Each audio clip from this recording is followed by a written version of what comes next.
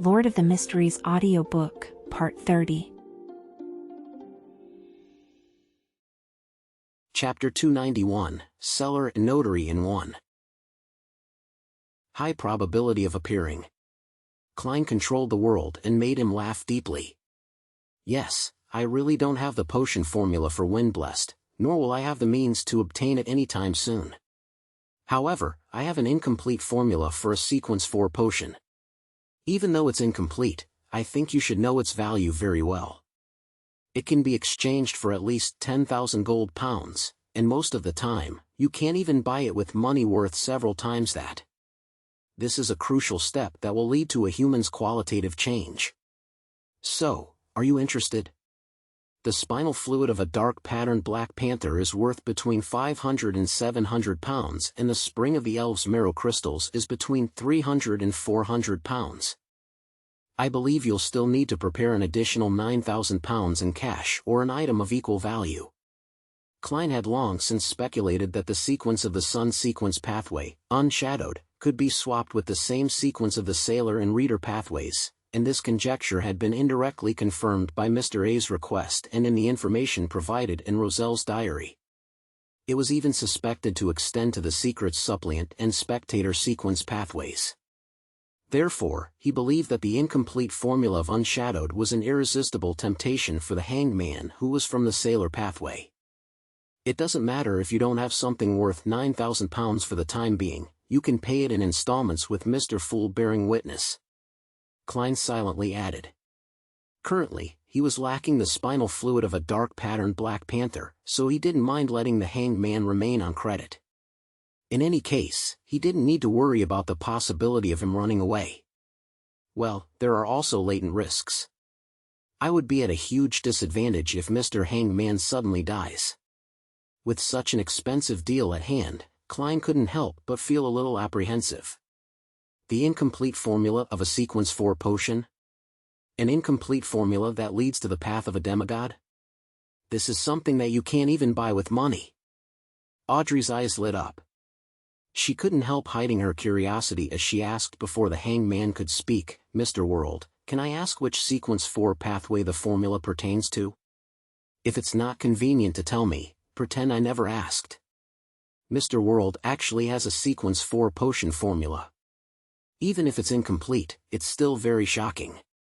No wonder Mr. Fool pulled him into the Tarot Club. He isn't a simple beyonder. Well, Shio's and Force's test mission has come to an end. Mr. Fool didn't mention if he's letting them join. Well, he must have other considerations, and maybe he needs more time to observe them. I shouldn't take the initiative to ask since it will appear impolite. Many thoughts ran through Audrey's mind at that moment. Miss Justice's question was just what Klein wanted. He made the world reply in a husky voice, I was planning to say it anyway. It's the potion formula to Sequence 4 of the Sun pathway, Unshadowed. The Sun pathway? Derrick instantly looked towards Mr. World, who sat at other end of the long bronze table, his eyes filled with sudden eagerness and longing. However, he maintained his silence because he knew that he was still far from the threshold of a demigod. He had to spend his limited resources to strengthen himself first. Only caring about the near future was the way the City of Silver operated. This was because, to its residents, there might not be any future at any moment. Unshadowed. Audrey nodded gracefully, then happily said, Thank you for your answer, Mr. World. She felt like she had learned something important again. Unshadowed. Alger muttered slowly before calmly replying, I'm sorry. I have no need for it. No need for it? Klein was taken aback. This was completely different from the script he had imagined. In his shock, he indirectly caused the world to pause, looking incredulous. It took quite a few seconds before he said, You can first owe a portion. With Mr. Fool as witness, I believe you'll definitely make up for the rest. No, I really have no need for it. Alger shook his head. No need for it. He really has no need for it. He's confident that he would gain the favor of the Church of Storms and be bestowed with the corresponding potion directly? Or does he actually have the Sequence 4 potion formula to the Sailor pathway? The name was cataclysmic in terror. Klein quickly thought of two possibilities. What should I do? Don't tell me that I should trade the witch or demoness of pleasure formulas with him? Klein silently mocked himself, deliberately making the world silent for a few seconds before saying, other potion formulas, or some secrets I know. Such as, secrets of the peak level sequences. Alger changed his seating posture a little as he deliberated before answering, I personally know some secrets of peak level sequences. How will you guarantee that there's no overlap? How will you guarantee that the secrets you will tell me is equal in value to the dark patterned Black Panther spinal fluid and Spring of the Elves marrow crystals? We'll each give the peak level sequence secret to Mr. Fool and let him decide if there's any overlap and determine their values. Mr. Fool, is that all right? Klein manipulated the world and asked himself this question. Then, he said with a supercilious attitude, sure. Alger slowly nodded. I have no problems with that. Let's begin. I really want to know the secret of the peak level sequences. But I haven't had any extra money lately to buy it. Audrey looked enviously at the world and the hanged man as they each conjured a piece of goatskin parchment. Having never worried about money since she was young, she finally experienced the taste of poverty. Very soon, Klein received the content written by the two members. Without a doubt, he first looked at the goatskin parchment from the hanged man and discovered that the content was simple. There was only one sentence. The peak level sequence conceals the path to divinity. Phew. Great. Otherwise, there would be a need to use other information for the exchange. Klein carefully examined the world's goatskin parchment before chuckling softly. It doesn't overlap. To most beyonders, the secrets Mr. World is providing is of no value, but in the eyes of others, it's extremely important. This cannot be measured with money. Hearing this conclusion, Alger immediately fell into a dilemma. To him, getting two beyonder ingredients at the same time wasn't a small burden. He had to sell many valuable items in order to trade for them. To pay such a price to hear a secret that might not be very useful to him? Alger considered it for nearly 20 seconds before saying, Mr. Fool, can you provide more hints? I can't make a decision yet. Can't make a decision? The corner of Klein's mouth moved slightly. He knew that the words he had said to maintain his image had the opposite effect and had been ineffective. He hesitated for a moment and then smiled. The content he describes is a detailed supplement to the secret you know. Detailed supplement? A detailed supplement to the path to divinity? Alger didn't hesitate any longer. He turned his head to look at the world and said in a terse and firm voice, deal. Then, he immediately added, I'll help you exchange for the spinal fluid of a dark patterned Black Panther and the Spring of the Elves marrow crystals within the week. Of course, the premise is that they'll appear at the pirates' meet. Although the probability is very high, we still have to believe that anything could happen. If that happens, I might have to postpone it to next week, the following week, or even the next month. But don't worry, I will keep my promise. No problem. With Mr. Fool as witness, there's no need for me to worry, the world answered hoarsely. After they had confirmed the transaction, Klein conjured a goatskin parchment in front of the hanged man. Alger lowered his head eagerly, reading through each word voraciously. There is a sequence 0 above sequence 1. And sequence 0 is the sequence of a true god. They can similarly be reached through the corresponding potions and rituals. Sequence 0? The sequence of the true god. Alger was astonished and shocked at first, but soon he felt relieved, and then he murmured to himself in delight, I see. I understand what it means. He inhaled silently and leaned back in his chair as if nothing had happened. That secret must be astonishing. Mr. Hanged Man even lost his composure.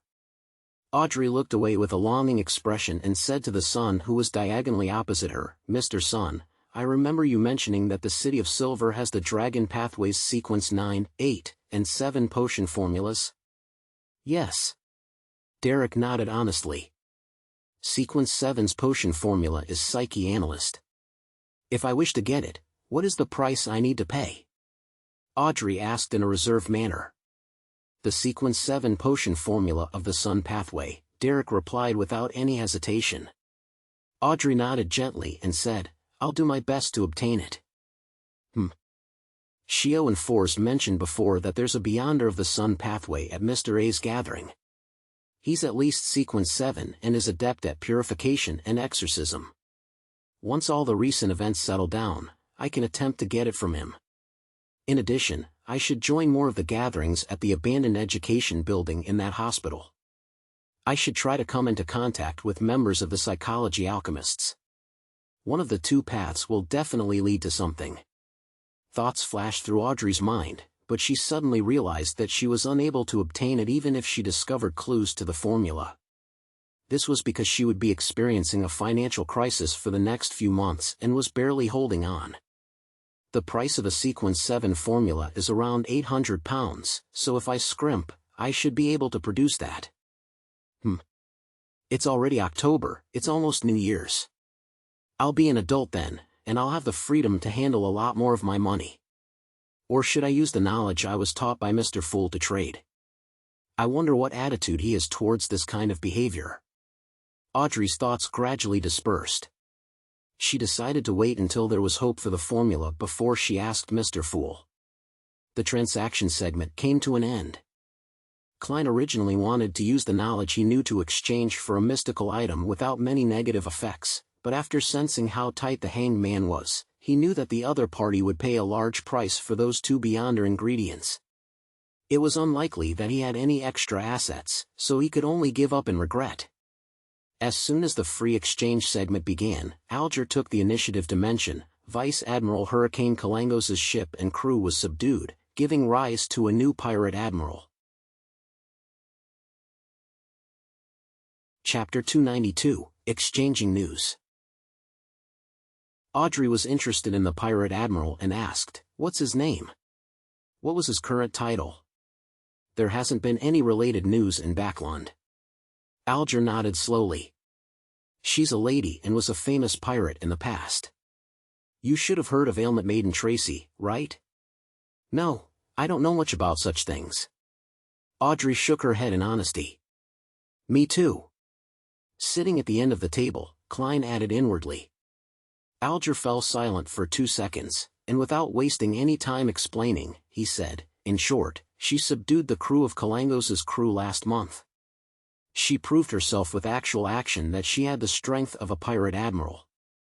She changed the name of Kalangos' ship to Black Death and calls herself Vice Admiral Ailment. In the past, she acted independently and was someone who specialized in curses, black flames, and ice. Her enemies would always suffer from sudden ailments of various kinds. At present, no one knows which pathway she belongs to, but they're certain that she's at Sequence 5. Audrey listened with relish. She blinked her eyes and requested curiously, Mr. Hangman, can you introduce the 4 pirate kings and the other 6 pirate admirals in detail? I've only heard of their names and titles, but I don't know what Beyonder powers they are equipped with.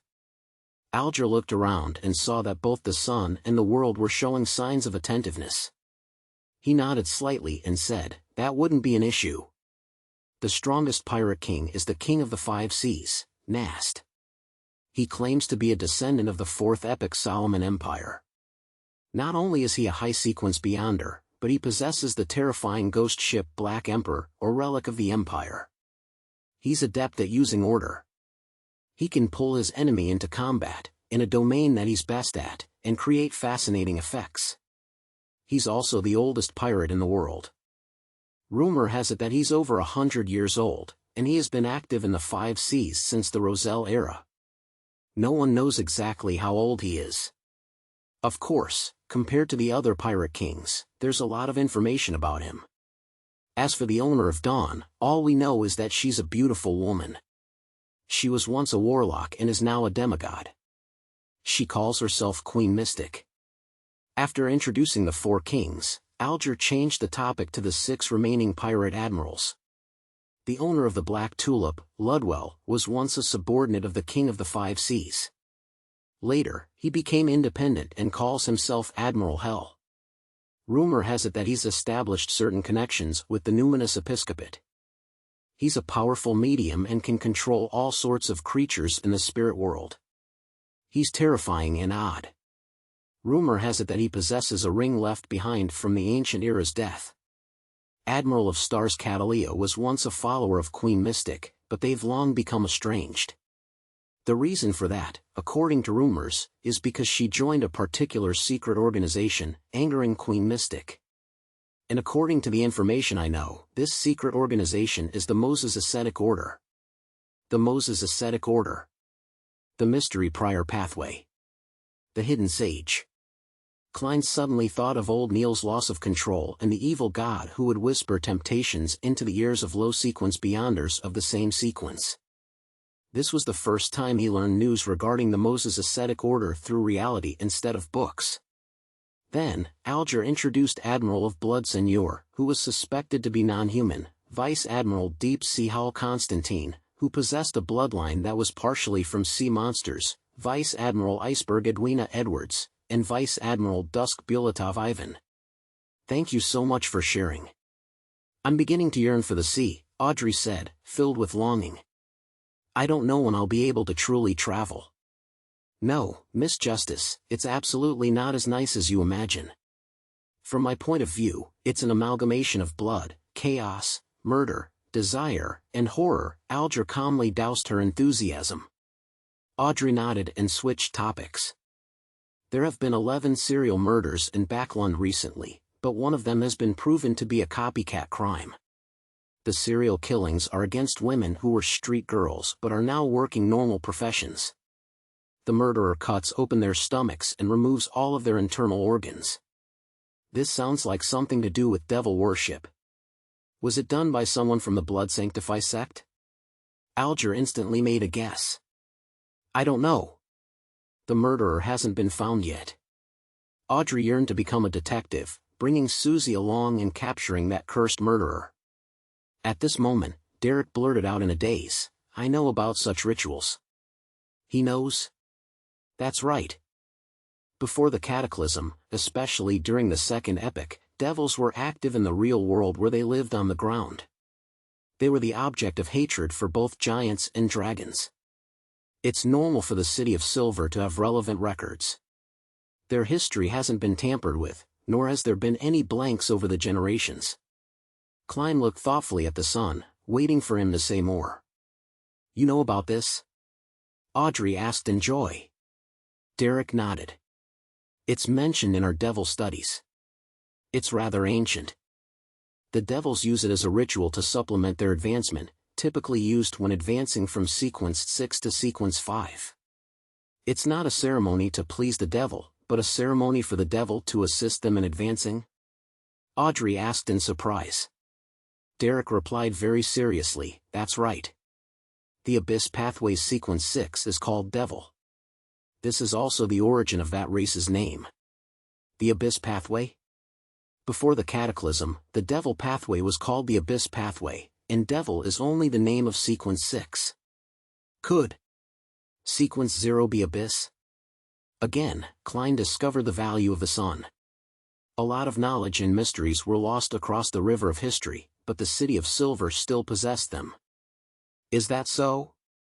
Audrey nodded indiscernibly. Mr. Sun, are you aware of the actual details of the ritual? Derrick nodded and said, the minimum requirement is 13 and the highest is 49. The more complete the ritual, the higher the chance of advancement. Between two murders, there must be a minimum of 3 days. Otherwise, it would be easy to lose control, but the interval will also not exceed 9 days. That will cause the ritual to be reset. Every time a murder occurs and after every partial ritual, the devil will eat the victim's organs. From this point on, he'll be in a violent and bloodthirsty state, wishing to harm others until that desire is satisfied once again. That's really scary. Audrey sighed from the bottom of her heart, feeling that she couldn't even bear to imagine it. Klein sat in the thick gray fog, quietly listening and remembering. After discussing the case of the serial killer, Audrey looked at Alger and organized her words. Mr. Hangman, there's something that I've been wondering about. I've attended several Beyonder gatherings and find that very few people sell potion formulas. Even if there is one, it would be very difficult for the transaction to close. Why is this? Alger chuckled and said, that's because a potion formula is easy to fake, and beyonder gatherings are relatively hidden and not too binding. Therefore, no one dares to risk their lives. Are you going to prepare 2 sets of beyonder ingredients and conduct an experiment with animals first? That price is too high. Audrey suddenly felt a little guilty. Moreover, that's not the only extra cost. Animals can lose control more easily than humans after taking potions. You have to hire a few beyonders to protect you to prevent you from dying during your experiments. So, for most beyonders, even if a formula appears, they wouldn't dare buy it, Alger added. Audrey felt even guiltier. Alger didn't notice her reaction and continued, because of this, unless the host or a member of the gathering has the ability to appraise the authenticity of the potion formula and has already won the trust of most members, it's difficult for a formula trade to close. Well, the old Mr. I of Wisdom can. Mr. A is a shepherd, so he should be able to. Klein leaned back in his chair and muttered something to himself in silence. A thought flashed through Audrey's mind as she asked, can it be done by making an oath? Honorable lady, this is an underground gathering. Do you think it's suitable to make an oath in the name of one of the 7 orthodox gods? This isn't something that can be resolved with an oath. A corresponding ritual is needed. Alger chuckled. As for other evil gods or devils and mysterious existences like the hidden sage and the true creator, unless you're their believers, who would dare to swear an oath in their name? Wouldn't they be wishing death upon themselves? At this point, he sighed. In addition, without them knowing the acting method, potions easily lead to a loss of control, easily turning people into monsters. Furthermore, the corresponding ingredients are hard to obtain and rather expensive. Therefore, as long as the 7 churches don't allow such trades to be officially recognized, there's no need for them to deliberately control the spread of potion formulas on a wide scale, much less talk about advancement. So that's how it is. Audrey murmured to herself, clearing a huge question in her mind. No wonder. Klein suddenly came to a realization. 7 orthodox gods? Derrick really wanted to ask which 7 they were, but he ultimately held himself back. He thought for a moment and said, the City of Silver has recently organized an expedition to explore deep into the darkness and found a semi-destroyed temple. The statue that's worshipped inside was a naked man nailed upside down on a cross. There were also a lot of bloodstains on its surface. Do you know which god that is? This is the true creator. The forsaken land of God actually has a temple of the true creator. Judging from what the sun said, the true creator shouldn't exist before the cataclysm, otherwise, it would be impossible for the City of Silver to not recognize it. Klein used his clown ability to control his expression to prevent the shock from showing on his face. Justice, the hanged man, and the world exchanged looks, shook their heads, and said in unison, we don't know. Just as they finished speaking, they heard Mr. Fool in the gray fog say in a deep voice, that's the fallen creator. Chapter 293, Derrick's Worry. The fallen creator? Derrick frowned immediately. The residents of the City of Silver had always believed in the omnipotent and omniscient God, the Lord that created everything. Therefore, when he heard a similar name with the word fallen tagged to it, he couldn't help but instinctively reject and feel uncomfortable about the notion. Fallen creator. That's the way Mr. Fool addresses the true creator. So that's the image of this evil god. But why would his statue and temple appear within the City of Silver's exploration confines? That place is suspected to be the forsaken land of God. Or perhaps, before it was abandoned by the gods, there was already the faith of the true creator. Could the holy residence that the Aurora Order always talks about be the forsaken land of God? Many thoughts came to Alger, but he couldn't make an accurate judgment because the history before the cataclysm had long evolved into myths and legends. It couldn't simply be described as information shrouded in fog. He thought for 2 seconds and deliberately said, we have another name for the fallen creator. It's the true creator. The faction that believes in him is in control of the Beyonder pathways such as the Secret Suppliant, Listener, and Shadow Ascetic. The subsequent sequence includes the Shepherd you mentioned before. Shepherd? The silent Derrick sat up straight, his eyes filled with horror. He wasn't unfamiliar with the Beyonder pathways which the Hanged Man had referred to, other than some of the sequences being described with similar words in the City of Silver. For instance, the Whispered and Listener. So that strange and evil statue represents the Secret Suppliant pathway. Elder Lovia is already a shepherd. She's been acting more and more strangely. Derrick suddenly started to worry about the 6-member council's newly advanced elder and the safety of the City of Silver.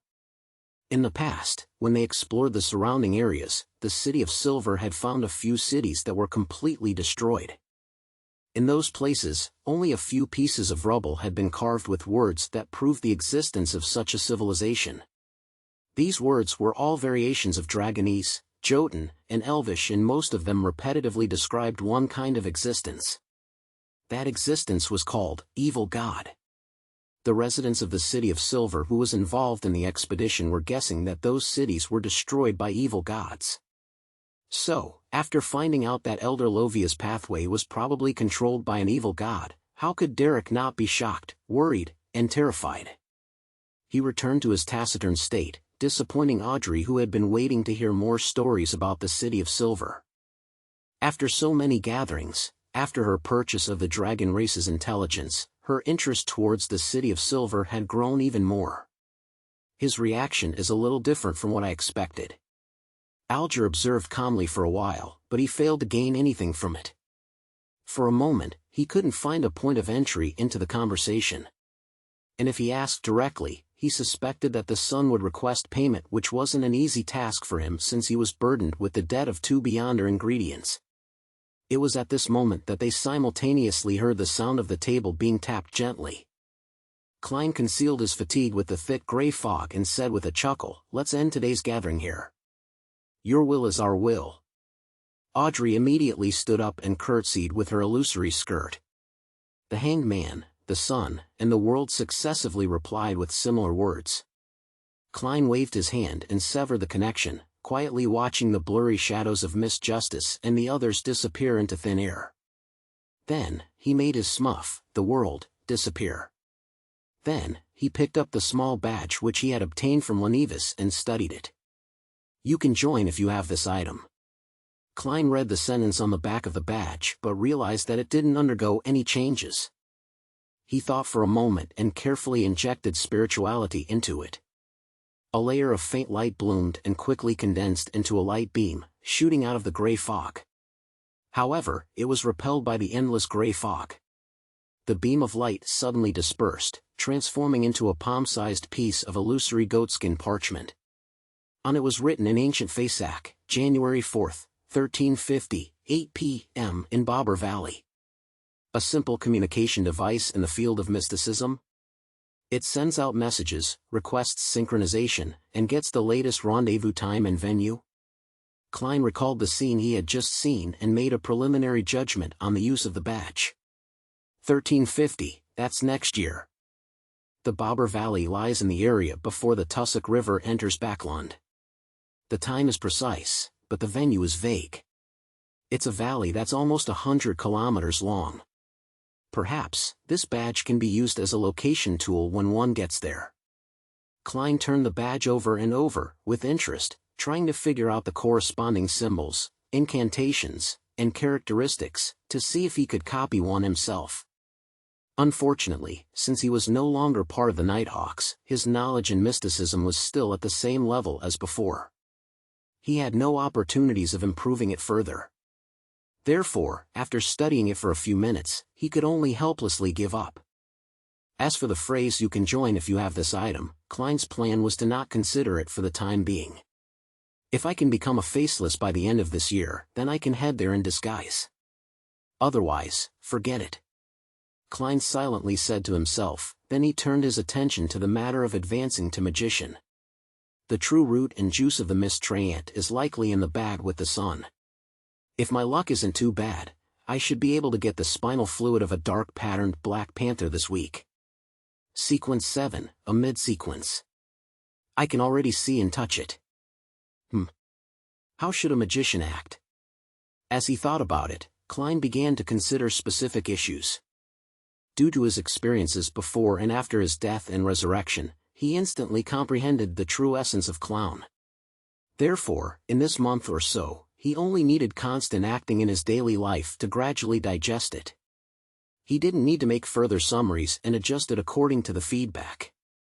After killing Lenivis and attaining his initial revenge, the clown potion was completely digested the moment he was laughing amid tears. This wasn't the same as the process in which Klein first digested the seer potion. It was considered a special case, and now he had to return to such a situation with the magician's acting. The true essence of magician, to pass off the illusory with the genuine? According to what Zerdel said in the Emperor's Diary, although the main focus of this pathway isn't fate, a portion of it still belongs to it. So, there must be something corresponding to it. For example, it might seem that fate can be changed to a certain extent, but in the end, it turns out to all be an illusion. It's just a magic trick that fools you? Klein rubbed his temples, then wrapped his remnant spirituality around himself and descended into the gray fog. St. George's Borough, in a 2-bedroom apartment. Fortunately, I prepared another place like this. Otherwise, I wouldn't even know where to hide. Force stared into the mirror and removed her dropping hair. That's right. Shio replied weakly, lying in bed. I just read in the newspaper that Lenivis is dead, but this matter involves godhood, so it won't end so soon. We have to hide for a while. No, it's you who's going to hide, not me. I'm an upright clinical doctor, the author of a bestseller. Force looked at herself in the mirror and began putting on simple makeup. Shio couldn't provide a rebuttal as she slowly sat up and said, thankfully I was sufficiently clever and possess rich experience. When I got someone to make the report, I didn't directly say that it involved the godhood of the true creator. I only described it as seemingly very dangerous and that the target had experienced huge changes like he was praying to evil gods. If not, I wouldn't even dare to stay in Backlund. To be embroiled in high-level battles sure is troublesome and dangerous. I don't want to take on any more of Miss Audrey's missions again. Really? Force asked without looking back. Shio fell silent for a few seconds and said, actually, there was no need for us to mention the godhood. Since Miss Audrey was able to discover this on her side, the Church of the Goddess would definitely be capable of doing so. They've most likely killed Giant, right? I can't be sure, Force replied without mincing her words. Shio froze, then let out a long, slow sigh. Force stopped what she was doing, turned her head to look at her, and said, this mission was basically completed by you, so I won't be sharing the payment with you. There's a total of £200, so with the £70 you've saved up, even if you deduct the expenses, you should be close to obtaining the first Beyonder ingredient for the sheriff potion. But I wouldn't be able to receive the £100 from the police so quickly. Shio pursed her lips. This wasn't to say that the police wasn't willing to give the bounty money, but that she couldn't take it directly. She had to go through the friend who had helped her deliver the clues, that was the official bounty recipient. Since she believed that this matter would definitely cause a huge ruckus, she didn't have the guts to find her friend anytime soon. As for whether that friend would usurp the bounty, she was quite confident. The other party had helped too many shady bounty hunters before. It was fine to take a commission, but if he dared to directly usurp all of the bounty money, he would have already died in some unknown dark alley.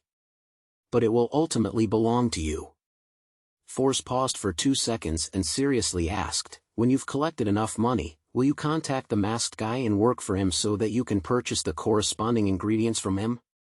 No, unless I can't get it anywhere else and that there's no hope.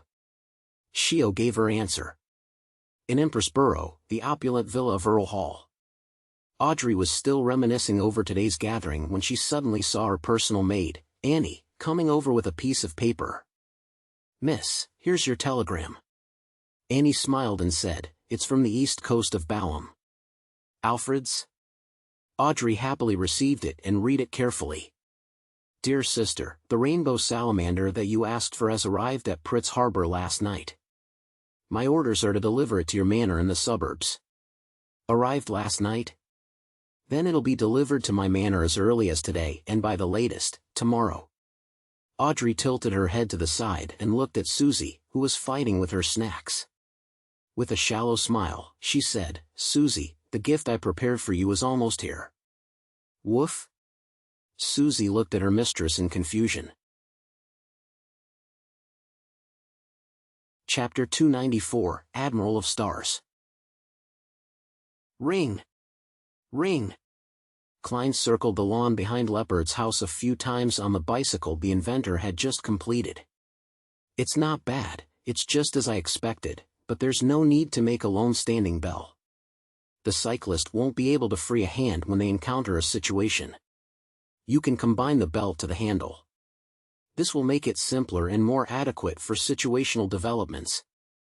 Klein's right hand clasped the brake tight, slowing the bike down to a stop. Meanwhile, he placed the bell in his left hand back to its original spot.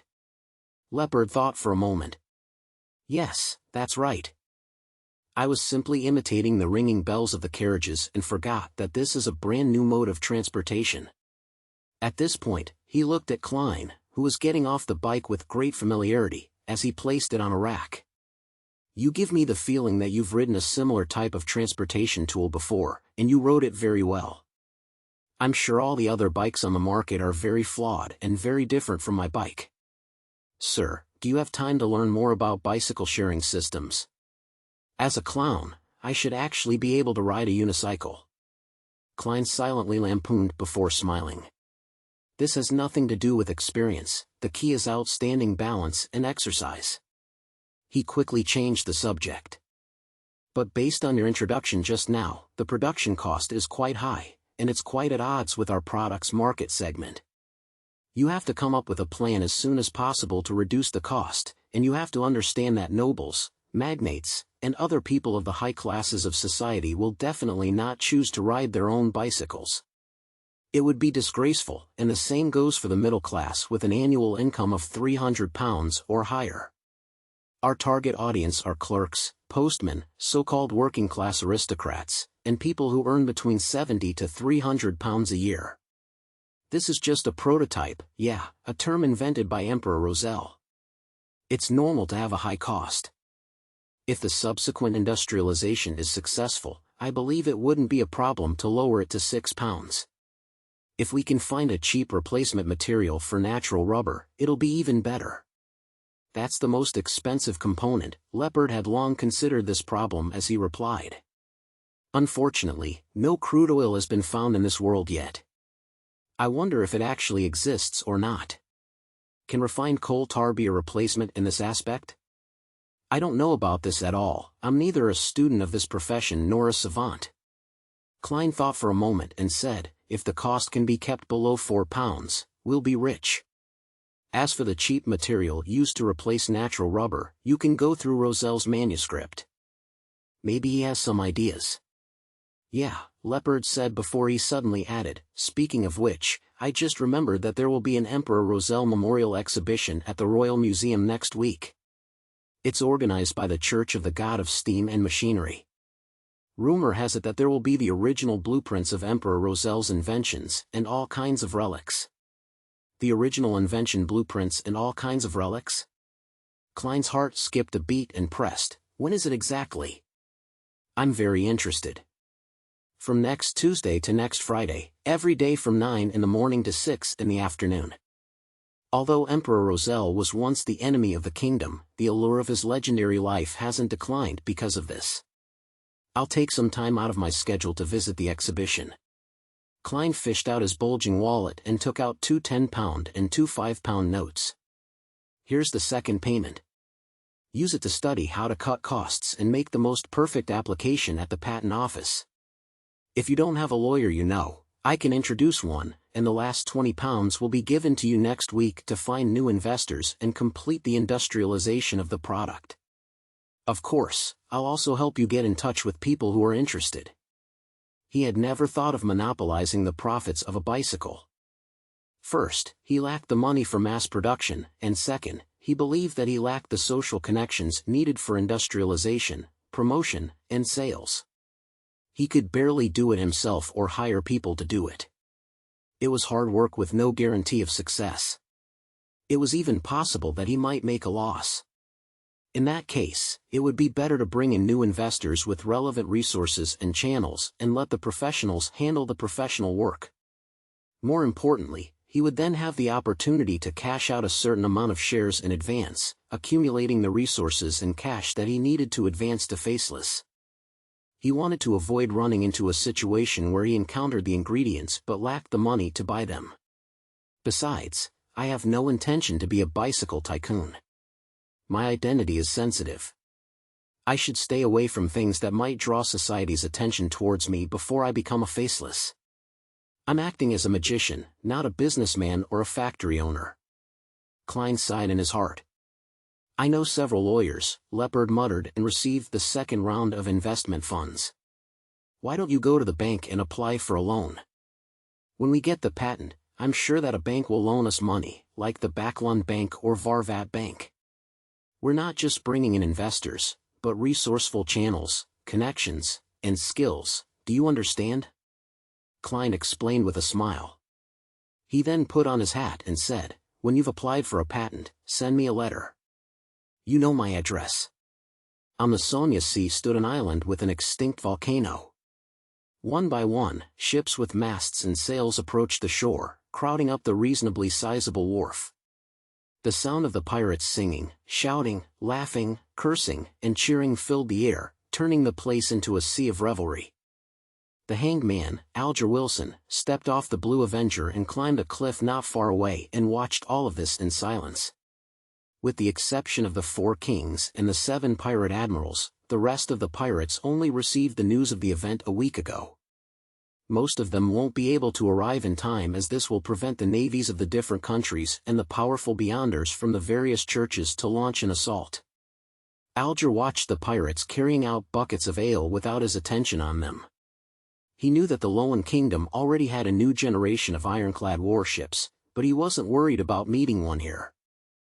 This was because only 4 months had passed, and the advertised invincible fleet still needed more ironclad warships, and different types of ships for support, as well as the time to train military officers, sailors, and gunners. There was no way they could create a combat force without a year's time. Even as Alger's thoughts drifted away, the pirates on the ships and wharf suddenly cried out in alarm. Some ran deep into the islands, some hurriedly steered their ships away from the wharf, as if they were running from devils and the plague. In just a few minutes, the bustling scene from before was reduced to a desolate mess in silence. Alger turned his head to look at the sea and saw a ship painted black with a huge white flag with a skull hanging from its mast. The skull was pitch black, and its eye sockets burned with a ghostly blue flame. Black Death. Alger whispered. He understood why the pirates had scurried off. Wherever Vice Admiral Aylmit Tracy passed, she would leave a wake of people who got sick for no reason. Black Death approached the shore slowly as a figure wearing a white linen shirt and dark red coat appeared at the ship's bow. The figure was quite a beautiful lady, and she also exuded a heroic vibe. Her beautiful black hair was coiled up high, and she had a white scarf wrapped around her head. She wore beige pants and had a tall and slender figure, and it had no lack of elegance. What attracted the most attention was the woman's long, straight eyebrows and the sharp, bright blue eyes. As she looked around, her eyes would occasionally lose focus, making her look adrift and exceptionally alluring. A wandering poet who had mixed himself with the pirates had arrived at the edge of the cliff at some point. He began reciting. She will always be a girl. She indeed brings ailments. Oh, I'm sick. My mind is full of her. A number of pirates who left, gathered once again as they looked at Aylmit Maiden Tracy, mesmerized. Alger held back his feelings of contempt as he glanced at the pirates and scoffed inwardly. Truly a bunch of fellows with no future or will. All they knew was hide moments ago, but now, they've become seduced by her beauty. Although Aylmit Maiden is indeed very beautiful, it's not to the extent that it will cause them to act this way. Oh. A beyonder power related to allurement? As his mind was whirling, Vice Admiral Ailment Tracy left Black Death and began walking to the Black Palace deep within the island. At that moment, a huge sailboat appeared on the sea. Its flag depicted an eyelashless eye with 10 stars surrounding it. Admiral of Stars Catalea. Alger nodded gently and muttered silently. Since the Black Death and the other ships were already docked at the wharf, the huge ship didn't approach the shore. Instead, it went around to the sheltered cliff and anchored. Soon after, the gloomy sky suddenly lit up, and bits of stellar radiance sprinkled down, condensing in the air to form a transparent long bridge. It led from the giant sailboat to the palace. A woman stepped onto the long bridge and began strolling through the air. She wore a black, classical robe with numerous symbols and magic characteristics inscribed on it. The most obvious one was a mysterious eye with no eyelashes. Hanging on this woman's waist, there was a celestial globe and a short scepter.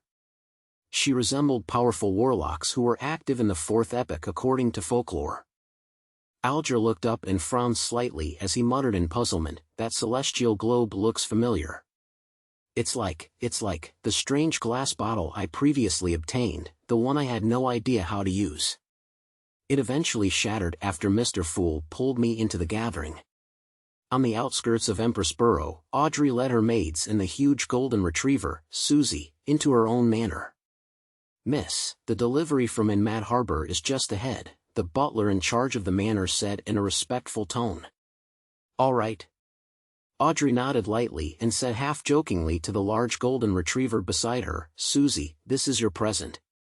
As they spoke, they turned a corner and saw the so-called gift. It was a giant lizard whose skin changed color depending on how the light hit it. It was 3 meters long, and its height reached Audrey's knees even with it laying on the ground. They were 2 colossal creatures, enormous enough to frighten a child. "Woof?" She turned her head to look at her mistress and saw that her expression was exactly the same as hers. Apparently, she hadn't expected the gift to be so exaggerated. Chapter 295, All Ingredients Gathered. Audrey had always had a subconscious understanding that a rainbow salamander equals the rainbow salamander's pituitary gland equals the size of one's palm. To her, it would be something soft with grooves, a beyonder ingredient which constantly changed in color. So, what did that have to do with the 3-meter-long colossus in front of her?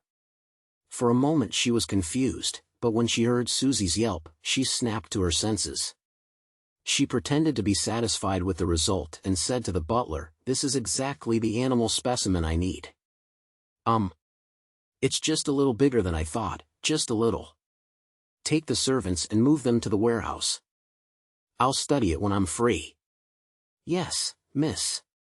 Then, the butler immediately instructed the nearby valets who were furtively looking at their mistress. Audrey looked around and, without another word, led Susie into the manor's study. Using the excuse that she had to focus on writing a return letter to her brother, she made all the maids she had brought stay outside. After the dissection is done, there will be 2 sets of rainbow salamander pituitary glands. A portion can be used to exchange for a Farsman rabbit, just enough to concoct a bottle of the telepathist potion. Audrey gradually recovered from her astonishment and confusion as she began to think about Susie's advancement. At that moment, she thought of a serious problem. She had no idea if Susie had digested the potion or not. If it hasn't been completely digested, consuming the telepathist potion would easily lead to a loss of control. She isn't like a human who can endure through it. Wait, how did she endure it the first time? Besides, her current intelligence is about that of a 10-year-old child's. She's already learning words in the Loan language, and she said she wishes to read newspapers and magazines, as well as books. Audrey fell silent for a few seconds. She glanced at the confused, large golden retriever that sat beside her. "Susie, have you completely digested the potion?" "Digest?" Susie returned with clear articulation, expressing her puzzlement. Audrey had already told her that what she had taken was a potion, and she had warned her not to tell anyone, and not to tell any intelligent animals that could bark or meow. Audrey nodded her head slowly and heavily. It's a very strange and unique feeling. It feels like something illusory inside your body breaks down and fuses with your mind. You will vaguely see illusory stars one after another, and you will be one of them. These stars will attract each other, in a bid to fuse as one. Susie quietly listened to everything, then replied with a light and brisk voice, "Then I should have completely digested it. I've had a similar feeling before." Ah. Susie has completely digested the spectator potion? But no one taught her the acting method. At most, I would occasionally remind her to observe more and remain calm. Audrey asked in astonishment, "When did you digest it?" "Last month, the month before last, or perhaps even earlier." Susie tried her best to recall when. Seeing that her mistress's expression was getting odder and odder, she hurriedly wagged her tail and timidly added, "I don't remember. I'm just a dog. I won't purposely remember such things." "Woof. Just a dog. But you are only a little slower at digesting than me. Don't tell me that when I interact with other Beyonders, I'll say that when it comes to digesting potions, I'm a little better than a dog." "Pooey! Audrey, what are you thinking?" Audrey maintained her elegant smile and politely praised, "Very good, I mean, on this matter regarding the digestion of the potion, you did very well." Returning from Leopard's Place, Klein took a leisurely afternoon nap. But it wasn't long before he was awakened by illusory, disconcerting cries. "Mail? Is it Mr. Hangman or Little Son? Is one of the final main ingredients for my potion ready?" Klein carefully tried distinguishing who for a few seconds and soon forgot about his anger from being awakened. He quickly got up, took 4 steps counterclockwise, and went above the gray fog. He noticed that the crimson star that symbolized the hanged man was contracting and expanding. Hence, he stretched out his hand, spreading his spirituality before touching it. After the usual honorary names of the fool, the hanged man prayed. "I've already gathered the dark-patterned Black Panther spinal fluid and the spring of the elves' marrow crystals. Please permit me to hold a sacrificial ritual and seek your help in handing it to Mr. World." That's pretty fast. The hanged man had said that there would be a grand event among the pirates soon. It seems like it's not soon, but now. He always holds back when speaking, never fully speaking the truth. Klein nodded indiscernibly and said, "Sure." After a simple sacrificial ritual, Alger resisted his urge to ask Mr. Fool if the celestial globe on Admiral of Stars Catalia had anything to do with him. At this moment, Klein had already forgotten about him and was admiring the 2 Beyonder ingredients on the surface of the long bronze table. The dark-patterned Black Panther spinal fluid was a seemingly translucent liquid, but if one looked carefully, they would discover that its clarity was also divided into different levels. The lower one went, the more transparent they were at distinct levels. It fully satisfied someone with an obsessive-compulsive disorder. The spring of the elves' marrow crystals was similar to a faded egg. Its shell was very thin, and it looked like it could easily shatter at a touch. Even without shaking, one could still hear the sound of swishing water inside. I should be able to get 300 pounds and a formula clue. My magician is only short of the true root and juice of the mist treant. I wonder when Little Son will complete the mission. Klein waited in anticipation. As for the other supplementary ingredients, he had already bought them at various stores. For example, the droplet gem he needed to buy was purchased from a jewelry store and he had ground it into powder. 5 grams was about 2.5 pounds. The son, Derrick, didn't keep Klein waiting long, and on Wednesday evening, he whispered a prayer to the fool that he had prepared the true root and juice of the mist treant and asked him to pass them on to the world. The mist treant's true root was heart-shaped, brown, palm-sized, and wrinkled. It looked like an old man's skin, but its back was as smooth and exquisite as a gem. It was slightly expanding and contracting, as though it had a certain amount of vitality. Its juice was light green and sparkling, making it look very delicious. Klein just looked at them, feeling a little smug. In the present day and age, Sequence 7 was the threshold of a mid-sequence Beyonder. This meant that a Beyonder would finally be able to bid farewell to the state of being only slightly stronger than ordinary people in certain aspects.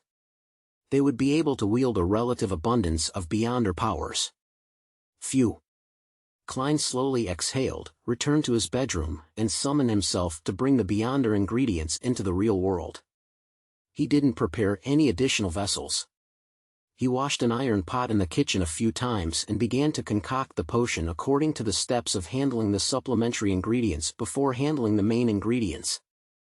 With the clown's ability at controlling his body, he quickly finished the first stage, and one by one, he put in the dark patterned Black Panther's spinal fluid and the mist trench true root.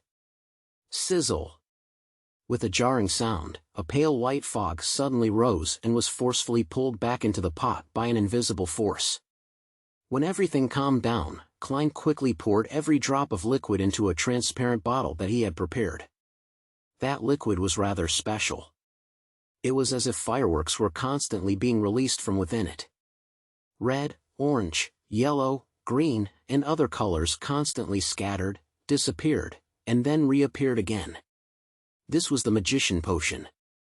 Klein stuck a coin worth £1 between his thumb and index finger of his left hand, flicked it up, and opened his palm to catch it. He was using divination to confirm if the potion he concocted had succeeded. Pa! The gold coin fell, its portrait faced up, indicating a positive response. Without any hesitation, Klein put away the gold coin, picked up the potion, and walked out of the kitchen. At that moment, the sky was already dark. The gas lamps in the room hadn't been lit up yet, causing the surroundings to be in complete darkness. Only the light near the oriel window created a gloomy scene.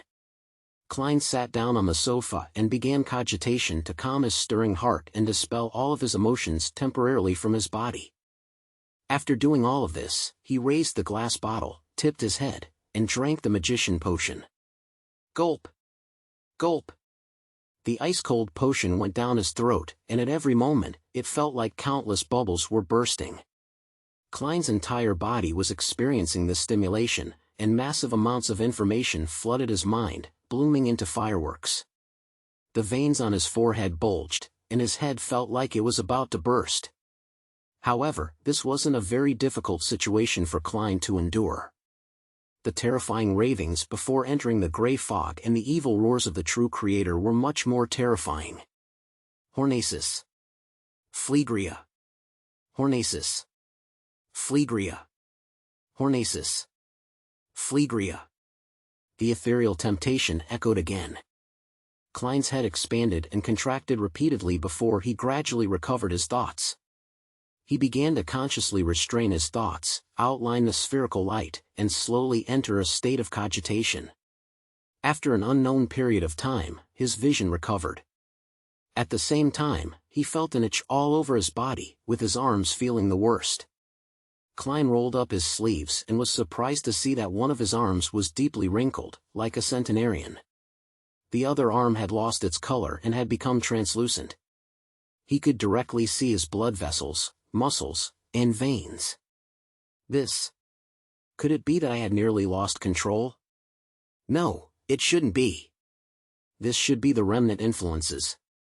Klein sat on the sofa in the dark, leaning forward as he watched the anomaly in his arms warily, as if it were a breeding ground for monsters. And all of this had nothing to do with Klein. He sat quietly on the sofa in the darkness, watching his creased skin and the translucent state of his arms slowly recover. 5 to 6 minutes later, Klein silently sighed as everything finally returned to normal. It's a good thing that no one came knocking on the door or ringing on the bell. I only chose to advance after completely digesting the Sequence 8 potion. With such severe effects, it would be hard for those Beyonders who depended on time to grind through the potion. It really is difficult to pass this stage. No wonder Captain took 9 years. No wonder Swain, the former captain of a mandated Punisher squad and owner of the Evil Dragon Bar, didn't dare to consume the Sequence 7 potion, Seafarer. After sitting silently for more than 10 seconds, Klein slowly stood up. At that moment, he was already a mid-sequence Beyonder. At that moment, he was already a magician. Chapter 296, Magician. He took 2 steps forward and passed the coffee table. Klein stretched his body and shook his wrist, but he found nothing unusual. He looked at the gas lamps outside the oriel window which illuminated the darkness and gloominess and said to himself thoughtfully, "My hands are more agile and I'm more nimble. Even if I don't have beyonder powers, as long as I work hard enough, I can become a top magician." This was his first impression of his own transformation. And just like what was recorded in the Nighthawk records, if a potion provided a specific magical power, then the beyonder would become aware of it after ingesting it. They would grasp the specific details as though the corresponding knowledge would be injected and imprinted into the mind through a mysterious method. Just now, my head nearly exploded. Klein smiled and shook his head, carefully recalling what he had felt and the corresponding magical spells. It had to be said that magician was indeed considered a powerful sequenced 7, with it possessing many miraculous abilities that could all be cast very quickly. Among them, there were 3 which Klein valued and liked the most. The most important one was damage transfer. As long as he didn't die instantly, as long as his hands could still move, he could transfer the vital wounds to unimportant areas like his arms, turning fatal wounds into minor injuries. This was a very useful beyonder ability for life preservation in actual combat. The only problem is that at sequence 7, wounds can only be transferred around my body, and there's only one opportunity. Perhaps as my sequence is raised, the wounds can be transferred to other items or people. It really does feel like magic. Klein imagined the future. The second spell was Flaming Jump. Within a range of 30 meters, he could phase between a fire spark that he had left behind and any flame that existed. It was similar to teleportation, which seemed to gain its uniqueness with help from the spirit world. Well, it can be used to its fullest when performing magic. Klein mocked himself inwardly with great satisfaction. More importantly, as he digested the potion and raised his sequence, the range of Flaming Jump would increase significantly. The third type of beyonder spell was the air bullets, which Klein had seen the suited clown from the Secret Order use. The magician could produce air projectiles with power and speed comparable to that of the bullets fired from a custom revolver just by snapping his fingers or mimicking sounds. Furthermore, the effect would improve along with the digestion of the potion and the raising of his sequence.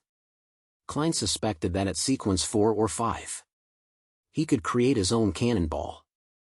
This way, I don't need to buy more revolvers and bullets anymore. No, I still need to buy one. There are many matters that don't need me to expose my beyonder powers. Any problem that can be solved with guns isn't a problem. Klein nodded indiscernibly and began to examine the other spells and spell-like abilities. The fourth type was paper figurine substitutes.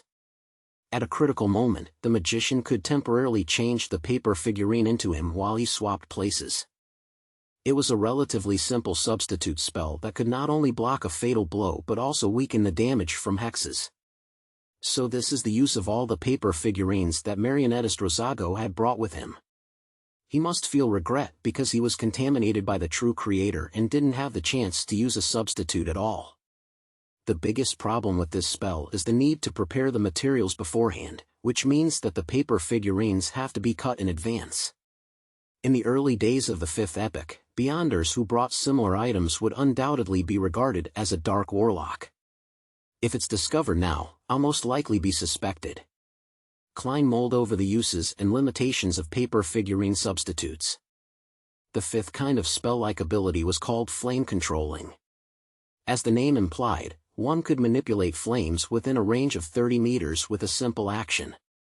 It could also be used to ignite certain items within this range.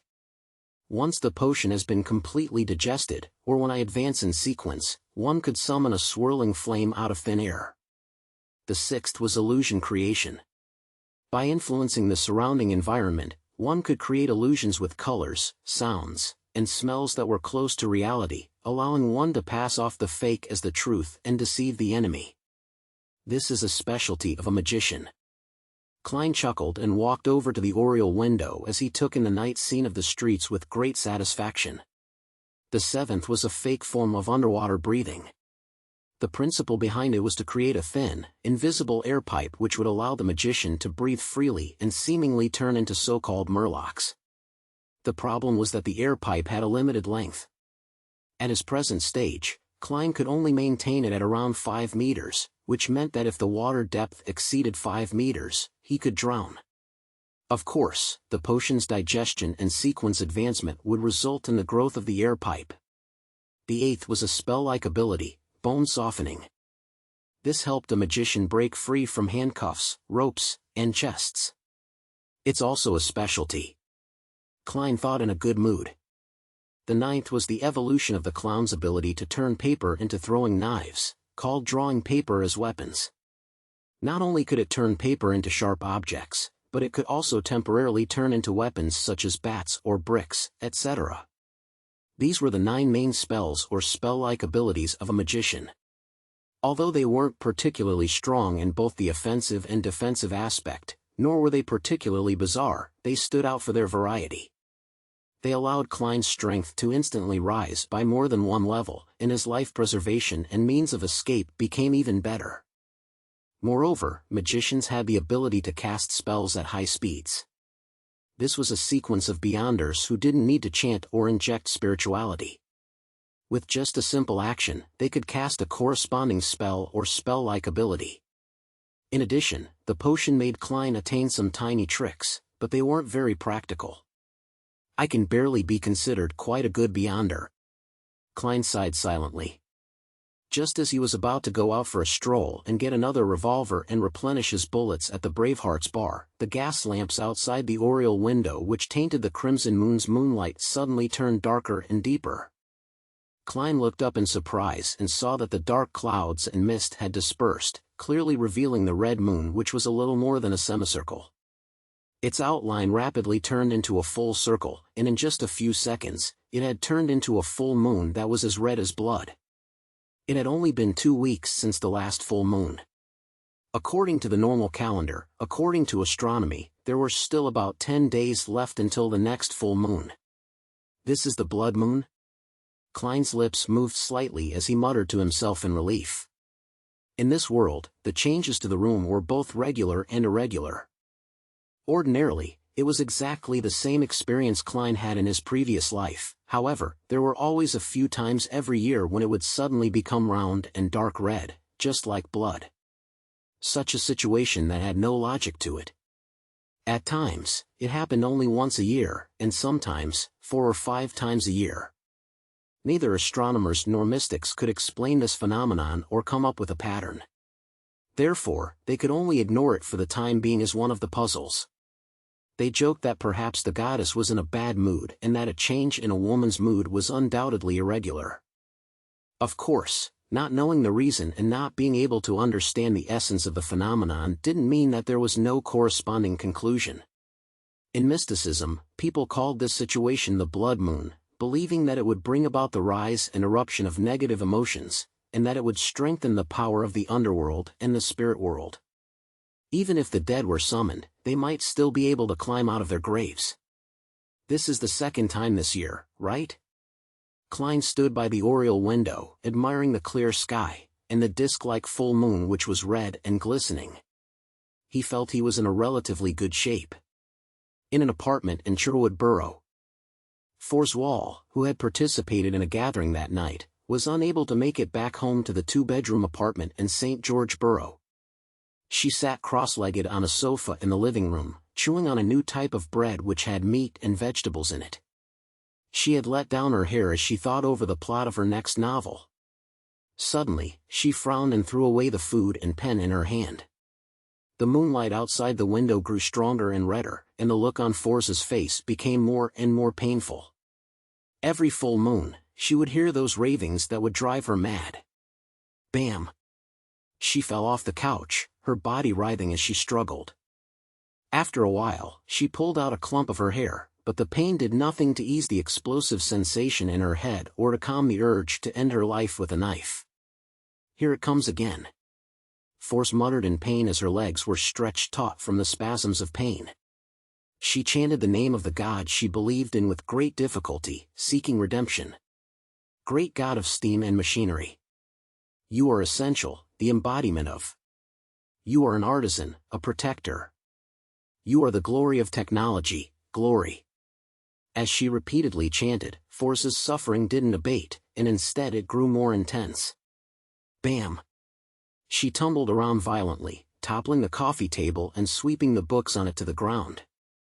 Unable to endure it any further, Force frantically used her nails to scratch the wooden leg of the coffee table, creating one deep scratch after another along with jarring screeching sounds. Pa! Her fingernails broke. Her hair was growing abnormally long. At that moment, she felt that she would lose control that very night and become a monster. She had already chanted the honorific names of several gods, but she had failed to receive any reprieve. I'm going to die. I'm going to die. As she writhed and rolled about, she suddenly saw a piece of paper with the words in ancient Hermes written on it. It was the mysterious incantation Shio had found in the history of the Loan Kingdom's aristocracy. Her chanting of it had even attracted an existence suspected to be an evil spirit. Even if it's an evil spirit. As long as you can help me, I'm willing to accept. Such a thought flashed through Force's turbid mind. She struggled to look over as she used all her strength to whisper, "The fool that doesn't belong to this era." The mysterious ruler above the gray fog. The king of yellow and black who wields good luck. Save me, save me. Chapter 297, The Full Moon's Ravings.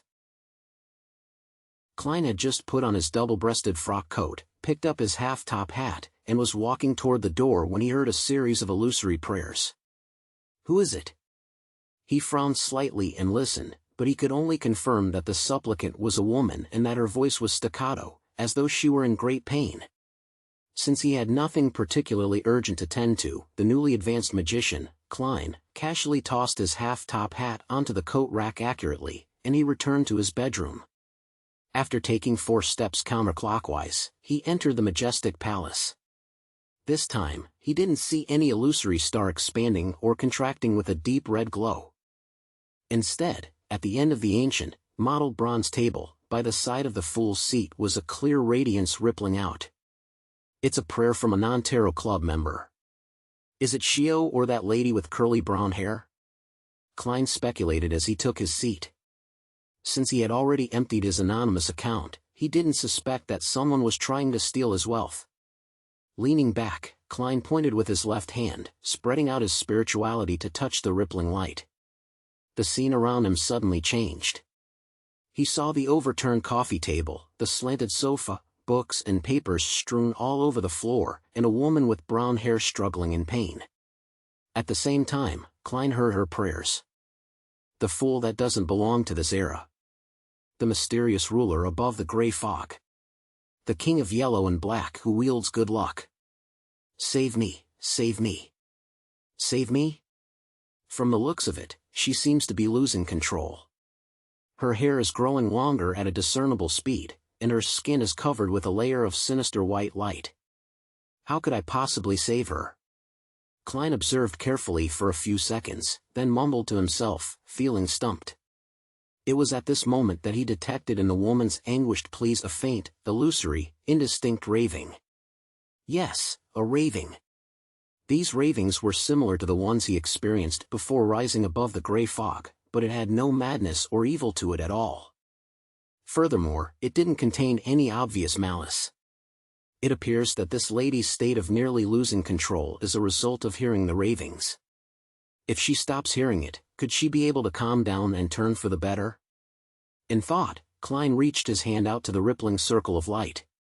Following that, he allowed his spirituality to gush out of his body, establishing a firm and mysterious connection. After advancing to magician, his spirituality had become a lot more abundant, and the burden in this aspect had decreased accordingly.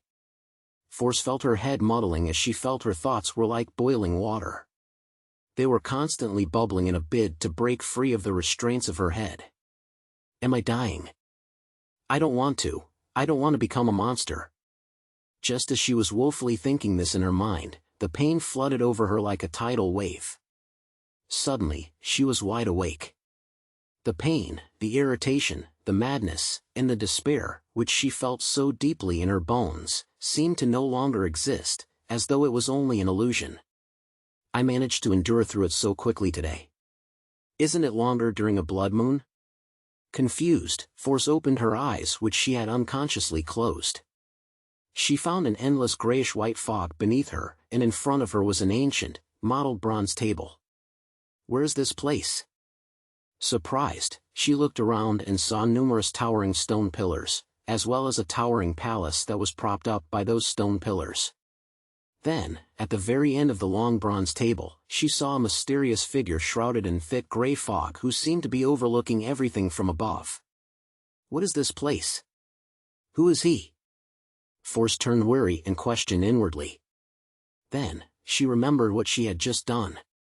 Under her extreme pain, she had chanted the mysterious incantation which Shio had found in the history of the Loan Kingdom's aristocracy, an incantation that was suspected to be directed at some evil god. No, not just evil spirits. He was actually able to temporarily help me get rid of the harmful effects of those terrifying ravings. He even pulled me into this strange world. While Force suppressed the fear in her heart, she half stood up and bowed. May I know who you are? At that moment, she suddenly recalled the contents of the incantation as she blurted out, You are the Fool. Ah, Mr. Fool. You are His Excellency, the Fool? Klein smiled, nodded slightly and said, Just call me Mr. Fool. As he spoke, he noticed on the back of the chair in which Force was sitting on, the symbols and mysterious patterns formed by the shining stars were rapidly changing. In just 1 or 2 seconds, the interior of the room was covered with layers upon layers of doors. Numerous illusory doors of the same kind were formed there. Door?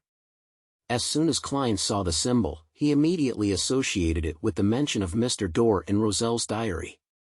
During a full moon, the other party would come close to the real world and let out cries for help. Could the ravings have something to do with Mr. Door? It's the night of the blood moon tonight, an enhanced version of the full moon. This lady corresponds to a door, and the symbol on the back of Miss Shio's seat is similar to the Sword of Judgment. Klein nodded indiscernibly. Through this, he confirmed that once a stable connection was established and that if the other party was a beyonder, the symbol behind the seat would change according to the other party's actual circumstances. They didn't have to necessarily join the tarot club and come to the mysterious space above the gray fog at fixed intervals. At that moment, waves of shock rose up in Force's heart.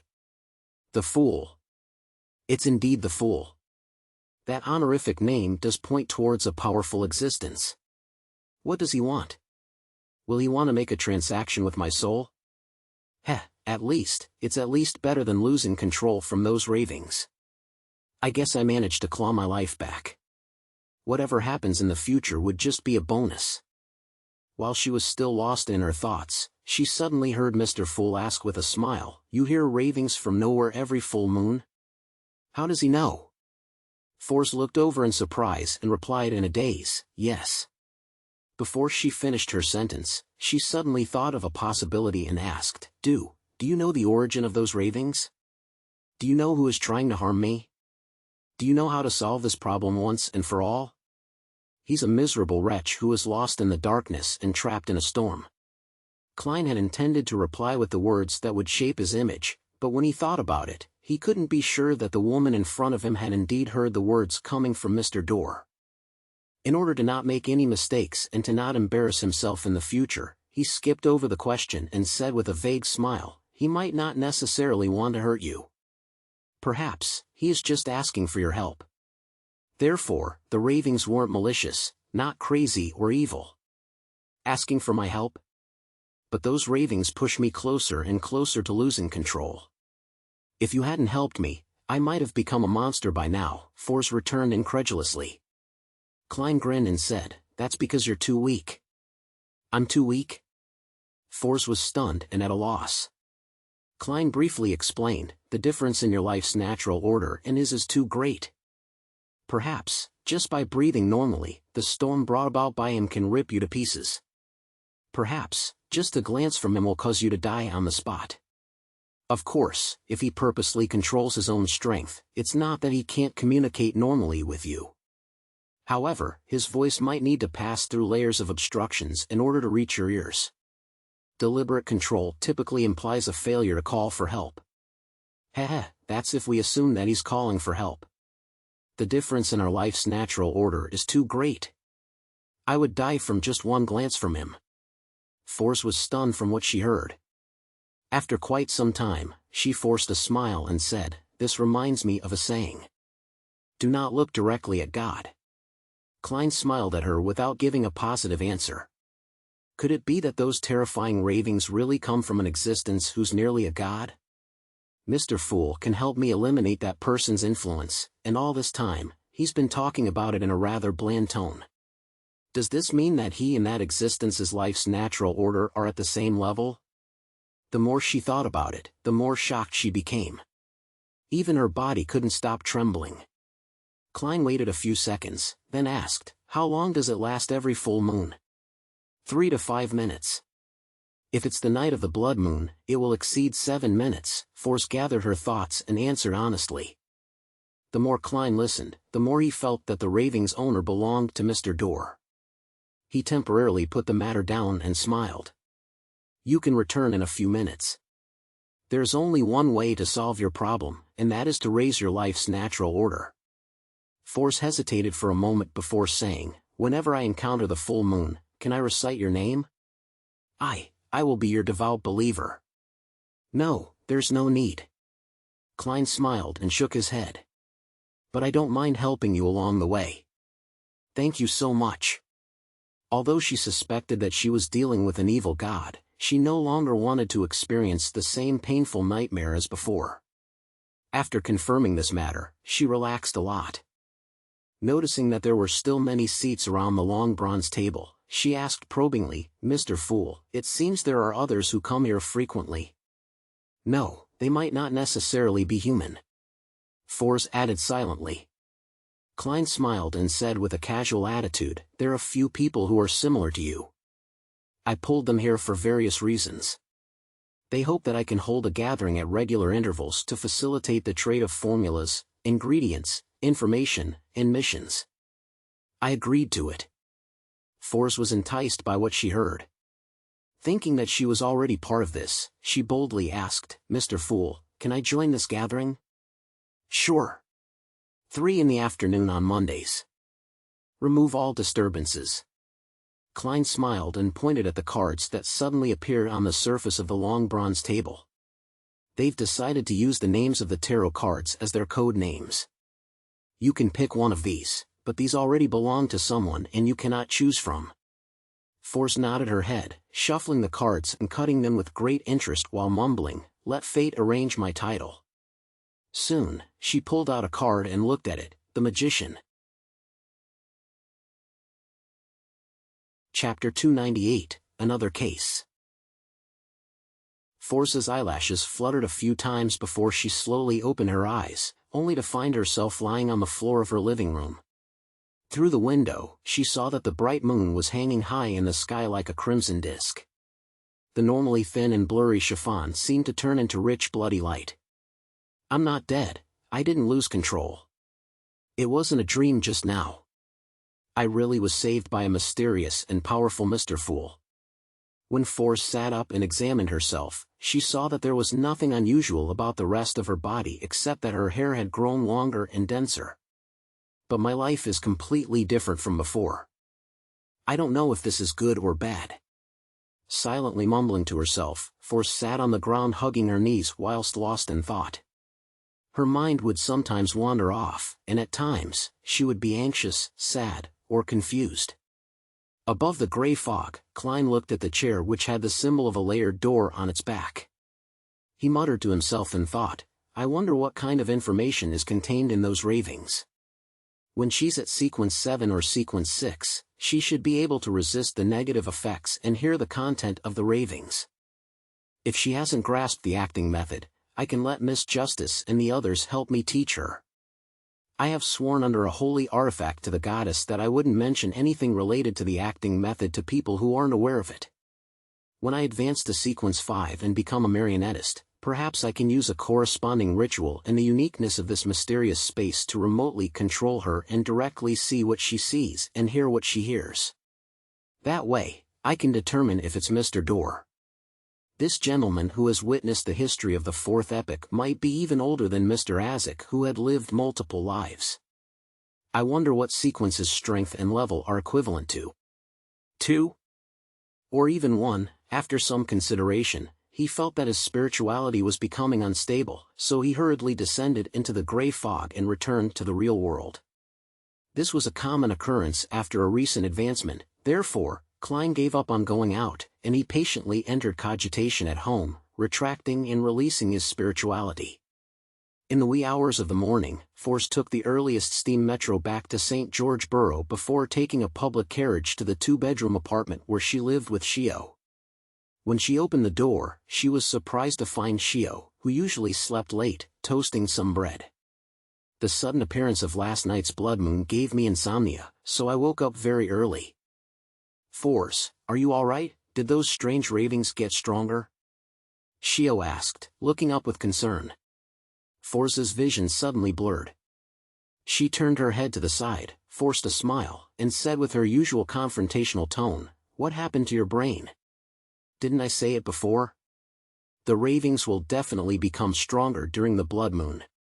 But it doesn't affect me at all." "Yeah, it doesn't affect me at all.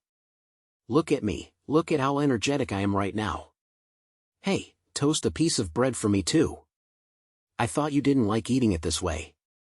Shio tidied her short, blonde hair and mumbled softly. After taking his first step at revenge and attaining an advancement, Klein slept through the night. He leisurely went out to buy Phaenopotter noodles for breakfast, along with a desi pie and a cup of sweet iced tea. After enjoying the delicacies in satisfaction, he put down his fork and knife and picked up the newspaper.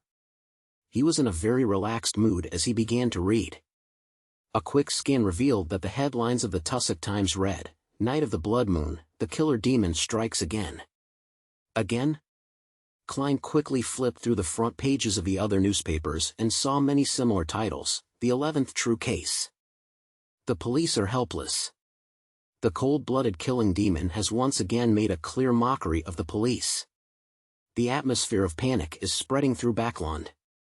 The Nighthawks and the mandated punishers must all be having headaches, right?" Klein sighed in his heart. To be honest, he had the urge to catch the killer. Back on Earth, when he was weak, he would often daydream about being a person to uphold justice and punish evil. But now, as a Sequence 7 Meander, Klein felt sorry for his past dreams due to his choice of not being a superhero. Sigh, what a pity. This case has already received a high level of attention. If I were to join in, wouldn't that mean that I'm waiting for my identity to be exposed? I still have to be rational. Furthermore, according to the Sun, the culprit is highly likely to be advancing from Sequence 6 to Sequence 5.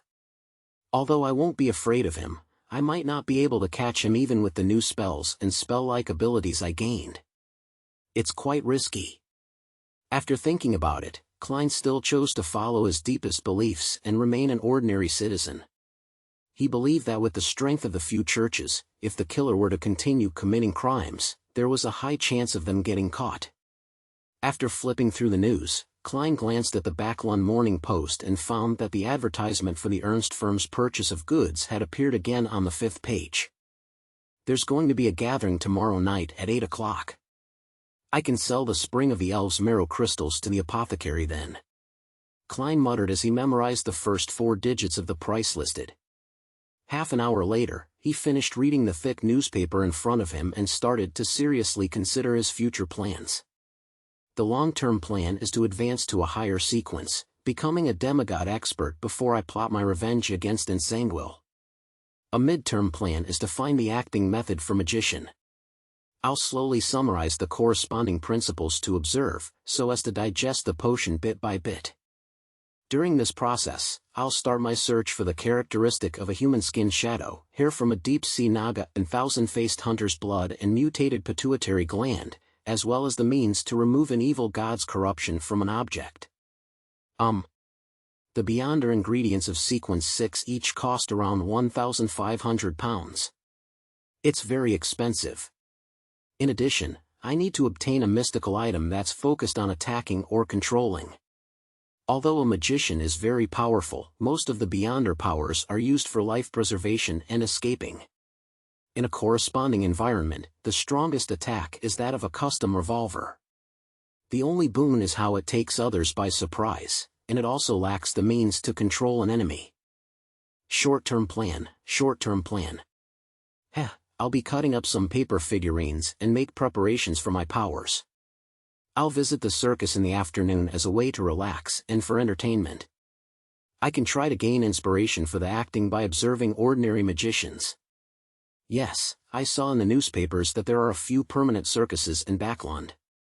After finalizing his thoughts, Klein immediately tidied up his plates, cleaned his knife and fork, and devoted himself into being busy making preparations.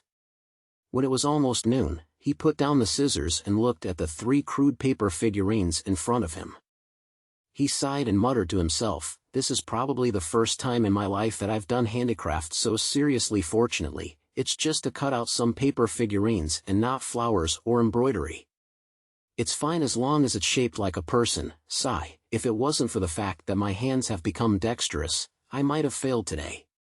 Klein had just used an additional paper figurine to test his capabilities and confirmed that everything was fine. He folded the paper figurines and hid it in a stack of notes.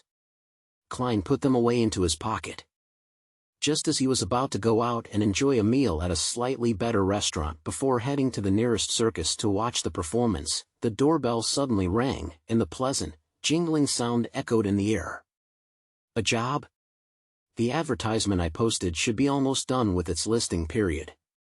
Wearing a starched shirt and a thin warm sweater, Klein came to the door and grabbed the handle.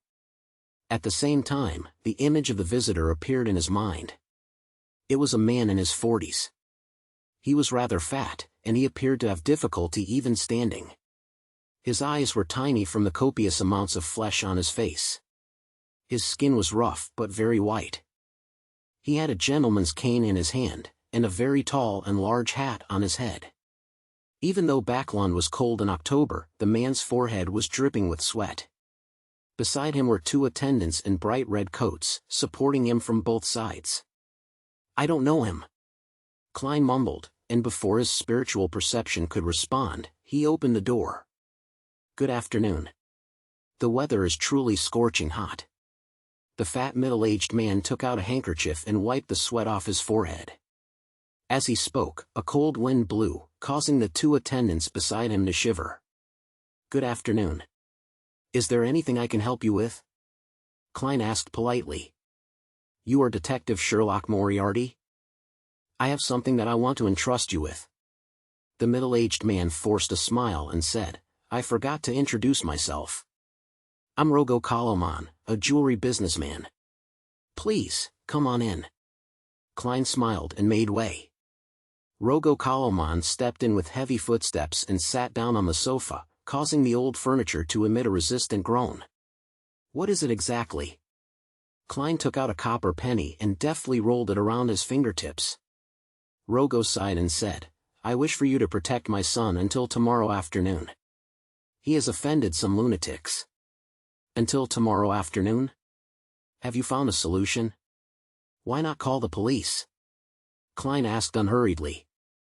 Rogo remained silent for 2 seconds before saying, "Adel got into some bad company and was led to do bad things by them. Oh, it's nothing too serious, but ones that can land him in prison. Unless it's necessary, I don't want to call the police. He recently had a falling out with those bad friends of his. As a result, he suddenly broke down and kept yelling that those people wanted to kill him. I was very worried, so I hired 6 senior bodyguards from a security company to keep watch outside. Then, I hired another 4 private detectives to take shifts watching over Adel, even if he's sleeping. But one of the detectives suddenly had an accident at home and will only be able to return tomorrow afternoon. Therefore, I can only hire another detective at the last minute. I'm sorry, I can only hire you for 1 day. Yes. The reward is £10, and if you were to encounter danger, I'd add more. You'll definitely be satisfied. Is that so? £10 for a day. That's equivalent to a week's salary of Mr. Sammer from next door. Klein was able to tell from the color of the other's emotions that he wasn't lying. During the brief silence in the living room, he kept flipping the copper penny between his fingers, and with a thud, it fell into his palm. Klein glanced at it, bent his fingers and smiled. Deal.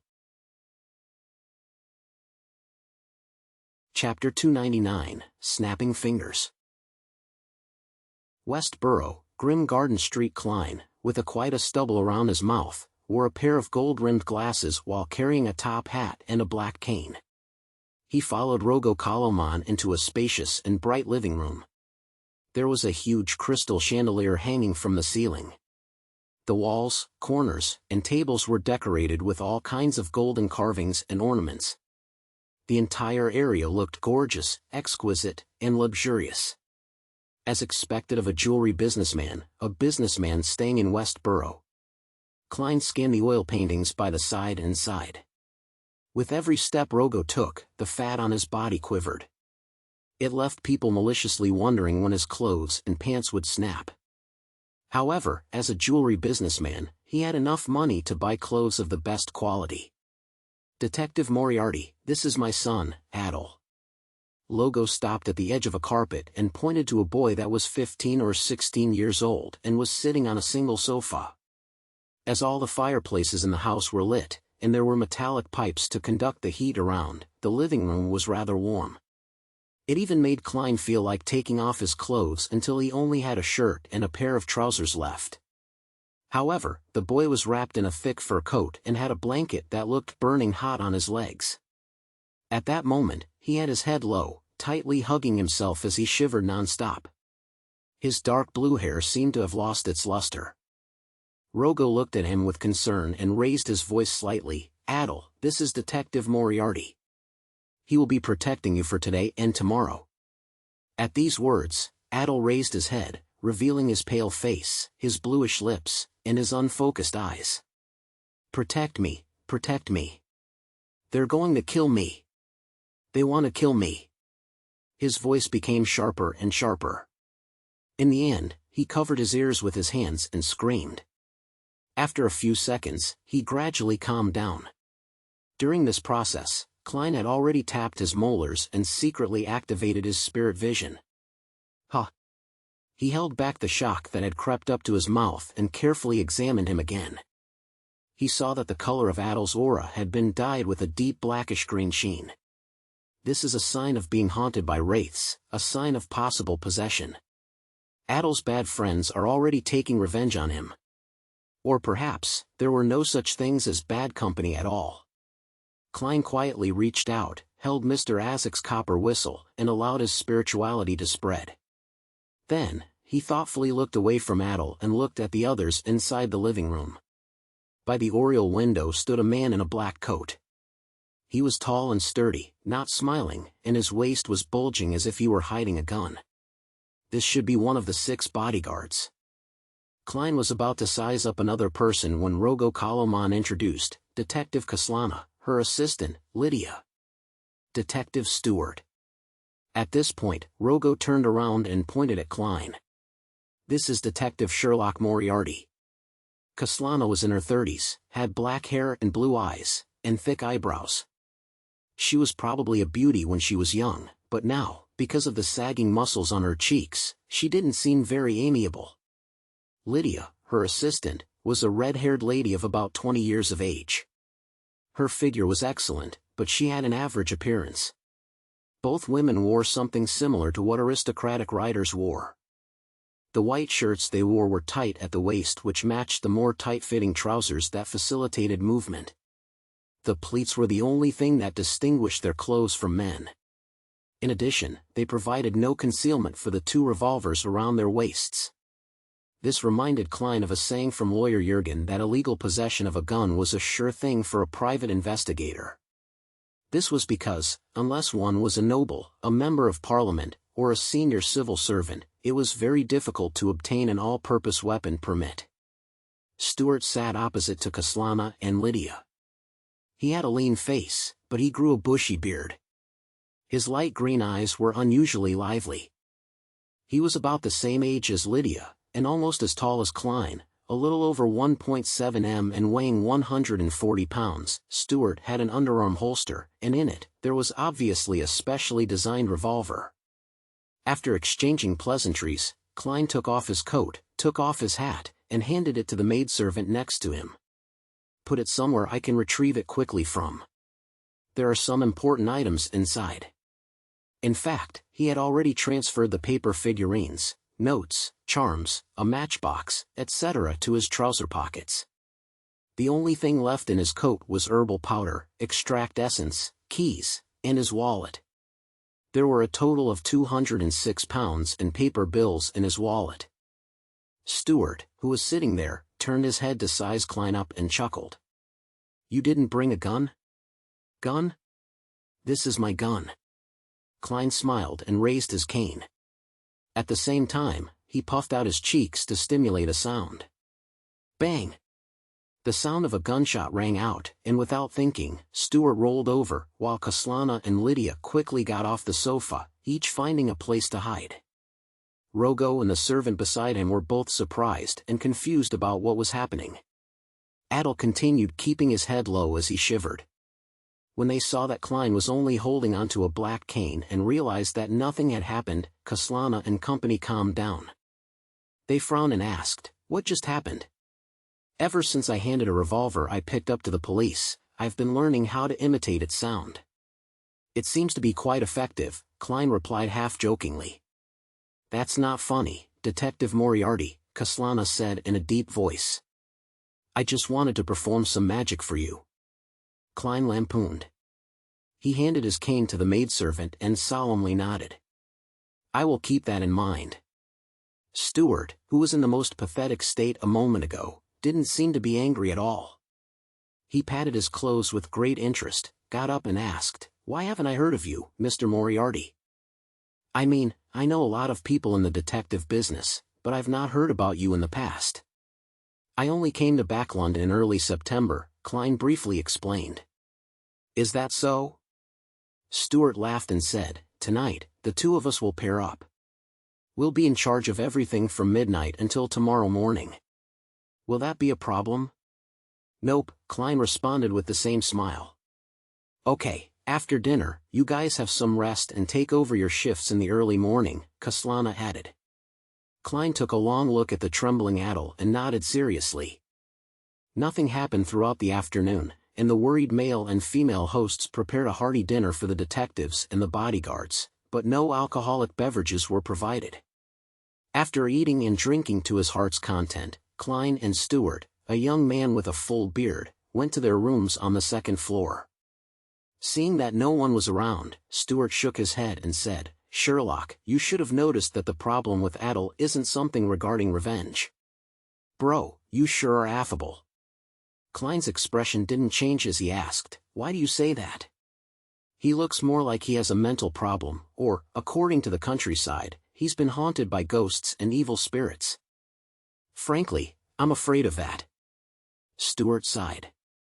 "Mr. Kaloman should take him to a psychiatrist, and if that doesn't work, get the priests from the Lord of Storms to sprinkle some holy water and perform a ritual." "You can suggest it to him," Klein said objectively. "If Adel doesn't get better, I'll consider it in about a couple of days." Stewart glanced sideways at Klein. Klein laughed and replied, "That's up to you. My mission will be over tomorrow." At that moment, the two of them had arrived at their destination and entered their respective rooms. 1 in the morning, inside Adel's bedroom.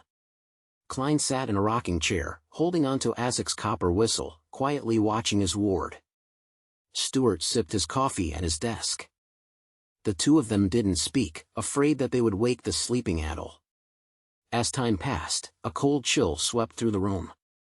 Adel sat up and opened his eyes. "What's wrong?" Stewart asked somewhat nervously. "To the washroom," Adel replied in a soft, dreamy voice.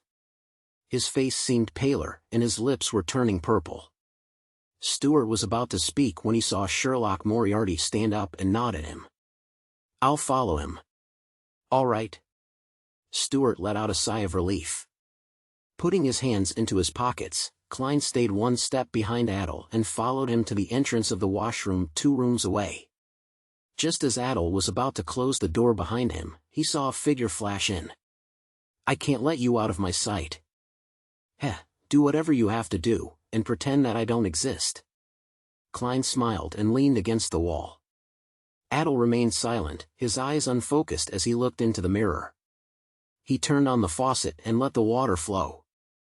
At this moment, Klein took out a box of matches and lit a matchstick, as though he wanted to smoke. However, he didn't do so. He blew on the air and allowed the match to go out.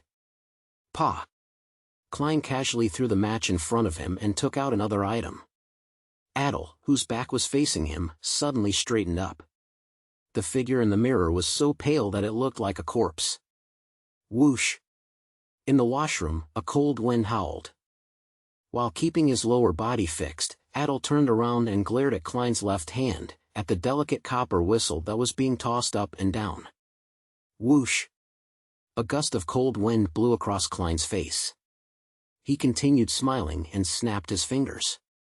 With a loud bang, a flame rose from the ground, igniting an invisible figure. The figure struggled for a few moments before completely dispersing. The flames extinguished as a result.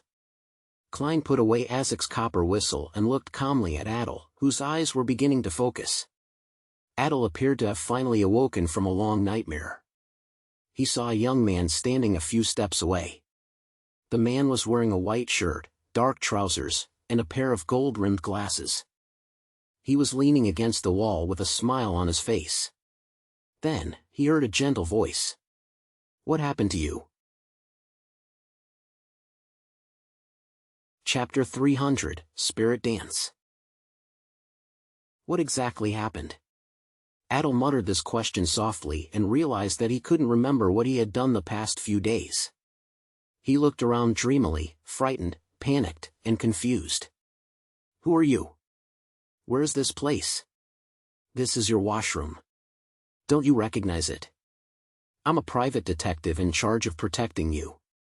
Klein looked at the teenage boy who hadn't figured out the situation around him and chuckled in response.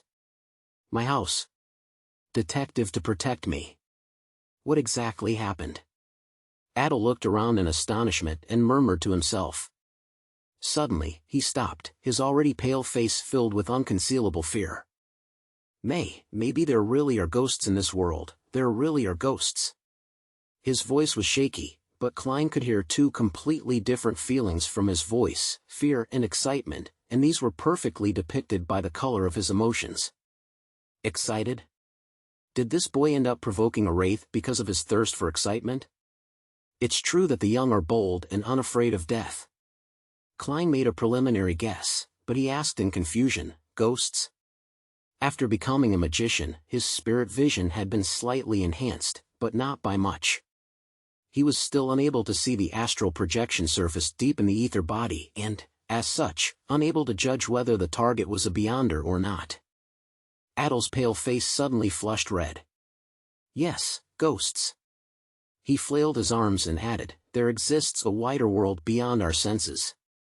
I'm serious. Death is not the end of everything. This line. He's indeed an adolescent. However, I think I've seen similar words somewhere. Klein smiled and said, I believe in another saying, in the face of time that is even more ancient than ancientness, even death itself will disappear. Without waiting for Adel to say anything, he took out his gold pocket watch, opened it and said, So, how did you get yourself into the state you were in before? You were like a patient with a nervous breakdown.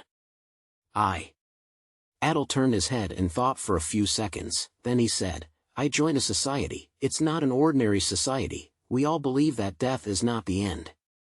We can use mysticism to even sense death directly and understand that everything can be reversed. Yes, we believe that the dead can be resurrected.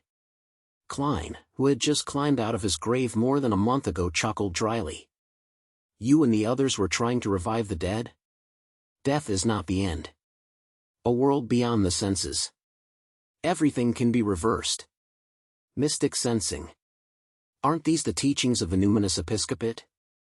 These were all created to revive death. He muttered to himself silently in enlightenment. Yes. Adel nodded, his eyes bright, but completely unable to hide his fear. Where did you get your corpses? Klein pressed. We will secretly dig up graves, those that haven't been buried for long, or buy them from the hospital. Adel said as he recalled. It's indeed a crime that can get you thrown into jail. It's no wonder that Rogo Kaloman doesn't want the police involved. You sure are bold to get your thrills. Klein maintained his genial smile and asked, and did you succeed? Not yet. The way they looked at me during the last gathering was like they were looking at a corpse, as if they were wondering where to place their corresponding mystics. And then we danced a spirit dance and communicated with the world beyond with our senses, and then, I lost all my memories since then. Adel's body began to tremble uncontrollably. Spirit dance? It really is the numinous episcopate. This fellow became a test subject for his companions? Klein frowned and asked, your memory is disconnected from that point until now? According to the internal records of the Nighthawks, spirit dances originated from the ancient sacrificial dances that were popular in the southern continent. It was the ritual method that death loved. A spirit dance was to use the beat, rhythm, and movements to harmonize one's spirituality so that it could interact with the natural environment so as to establish an interaction with the target of the prayer. Then, combined with a simple altar arrangement and corresponding honorific name, it can achieve the effects of a more complex ritualistic magic. Yes, Adel softly replied before he suddenly raised his head. What day is it today? What time is it now? Friday morning, 1:12 a.m., Klein answered based on his memory. Adel subconsciously took a deep breath and said, I've missed the newest gathering. They conduct a resurrection ritual outside Grimm Cemetery every Friday at 3 in the morning. Grimm Cemetery got its name because it wasn't far from Grimm Garden Street. You still wish to go? Have you forgotten what had happened to you? Oh, you don't actually remember, but you should ask your father, your mother, and servants, Klein reminded the young man in front of him. And I might not be able to help you any further. He added silently in his heart.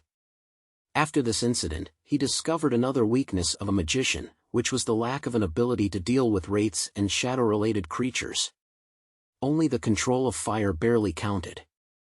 But after those creatures possessed a human body, exorcism and purification became a problem, unless he wanted to kill both the ghost and the human. Of course, Klein wasn't completely helpless in this aspect. He could conduct ritualistic magic to do similar things, but that would be very troublesome. It would easily expose his identity and was unsuited for actual combat. After some thought, he had finally chosen to use Azek's copper whistle to lure the wraith out. Then, he controlled the flames to complete the purification. However, the level of damage wasn't high. If he were to encounter a slightly more powerful wraith, it was possible that he was unable to take care of it. I still lack items or charms that deal with undead creatures.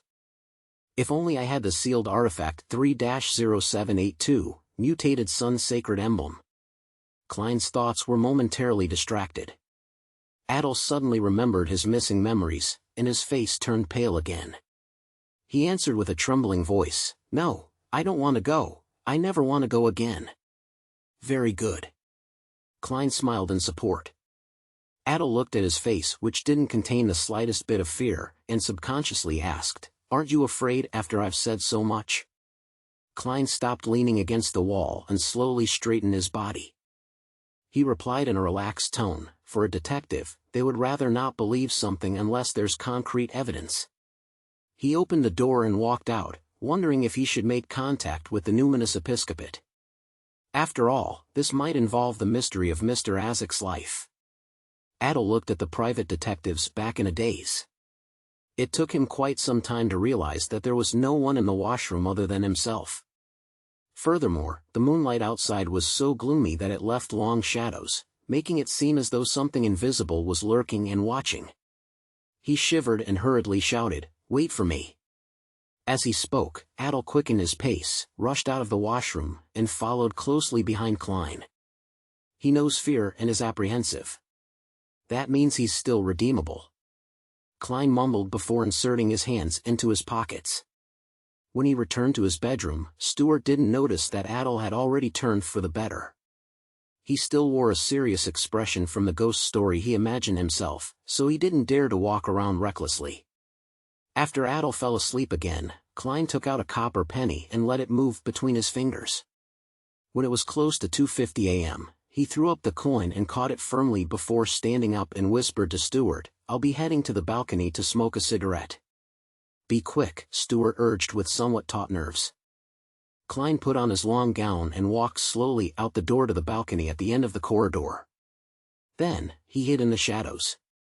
Then, he pulled out a rather crudely cut paper figurine. "Pa!"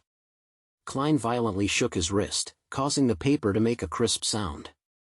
The paper quickly expanded and turned into a human.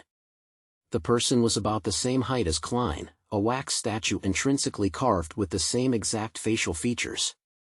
This was one of the uses of paper figurine substitutes. Soon, Klein focused his mind, clenched his right fist, and lightly tapped his body. Without a sound, the figurine seemed to come alive. It even had a cigarette with a glowing red head in its mouth as the fragrance of tobacco wafted out. By delegating this figurine, this illusion can last half an hour. "I'm really a magician." Klein put on his gloves, reached out, and pushed himself over before sliding down the balcony stealthily, avoiding the patrolling security. Outside Grim Cemetery, in a secluded forest, Klein stood among the treetops as he looked at the relatively open and flat area not too far away. Around him were evergreen leaves and brown branches, but their surfaces were stained with gray dust. From what Klein could see, there were about 8 young men and women wearing long black robes dancing and twitching around a corpse. The dance was full of rhythm, as though it had some sort of mysterious flavor to it. The girl shook her long hair and the boy extended his hand while kneeling. This scene had a subtle connection to their surroundings. It was the rhythm of nature. After they danced for 3 to 4 minutes, everything within a 10-meter radius was affected by a wild and confusing atmosphere. The atmosphere gradually turned sinister, and there was a hint of divinity mixed in it. It really is a spirit dance. Ritualistic magic that even normal people can participate in. Klein cast his gaze away and looked at the man in black robes who was chanting an incantation beside the corpse. Earlier, he was the one who was instructing those young boys and girls on how to perform the spirit dance. He should be a member of the numinous episcopate, with a high probability of being a beyonder. Klein nodded indiscernibly, intending to watch the resurrection ritual. At this point, the dance reached its climax. The adult man in black lifted his head and took off his wig, revealing the strange tattoos engraved on his bald head. He raised his hands and shouted, "Death! Honorable death! Is about to return." After he finished shouting, the dancing stopped. The 7 to 8 youths stood on either side. They appeared to be in a daze, filled with anticipation, excitement, and fear. Next, the man bent down and opened the iron cage at his feet, taking out a black object. Klein looked over and saw that it was a green-eyed black cat. This works too?" He was obviously stunned for a moment. Suddenly, he thought of the various folklore related to a black cat. For example, if a black cat which symbolized the evil emissary of hell jumped over a corpse, the corpse would be awakened. This was the first time Klein was seeing someone use a similar method in a ritual. The man stepped forward while restraining the black cat from struggling before throwing it at the corpse. Meow! All the black cat's hairs stood on end as it hissed and leaped over the corpse. At that moment, Klein felt like he could understand cat language. He believed that the cat must have said one word, "fuck."